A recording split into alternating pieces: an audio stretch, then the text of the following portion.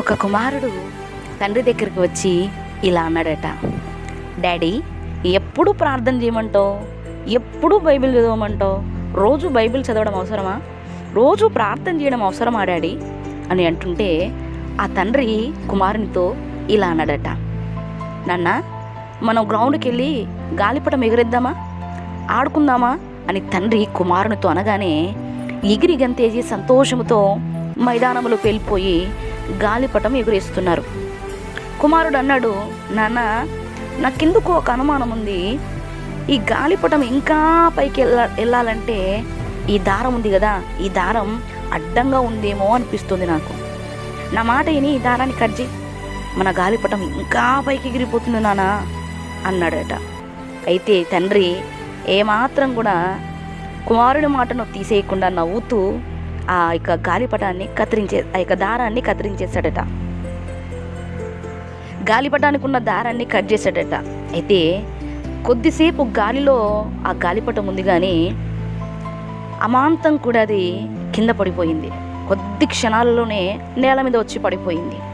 నేల మీద పడిన గాలిపటాన్ని చేతపట్టుకొని ఏడుస్తూ ఏడుస్తూ దుఃఖపడుతూ నాన్న వద్దకు వచ్చాడట కుమారుడు.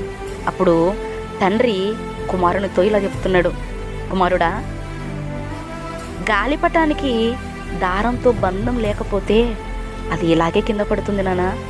నువ్వు అనుకున్నావు గాలిపటం ఇంకా పైకి ఎగరాలంటే దారం అడ్డంగా ఉంది అనుకున్నావు. నువ్వు అది కరెక్ట్ పాయింట్ కాదు, నువ్వు ఆలోచించే విధానం కరెక్ట్ కాదు.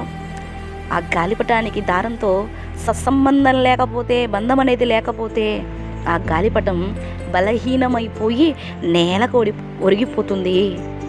అలా అందుకే నేను ప్రతిరోజు కూడా చెప్పేది ఇదే, మనము కూడా దేవునితో మంచి బంధం ఏర్పరచుకోకపోతే మనము కూడా బలహీనమై నేలకు ఒరిగిపోతాం నాన్న. ఈ మాటలు వింటున్నటువంటి సహోదరుల సహోదరి, దేవునితో మన బంధం ఎలా ఉంది? మనం రోజు చేసే ప్రార్థన, చదివే దేవుని వాక్యం, ఈ రెండు కూడా మనకు దేవుని మధ్య బంధాన్ని బలపరిచి ఆత్మీయంగా ఎదగడానికి ఎంతో దోహదపడతాయి.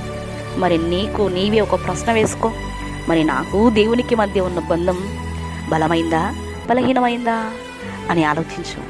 ఇక్కడ నుండైనా దేవునితో సహవాసం చేయడానికి దేవుడిచ్చినటువంటి పరిశుద్ధ గ్రంథాన్ని చదివి ఆయనకు నీకు మధ్య బంధం ఏదైతే ఉందో దాన్ని బలపరచుకోవడానికి ప్రయత్నం చేద్దామా?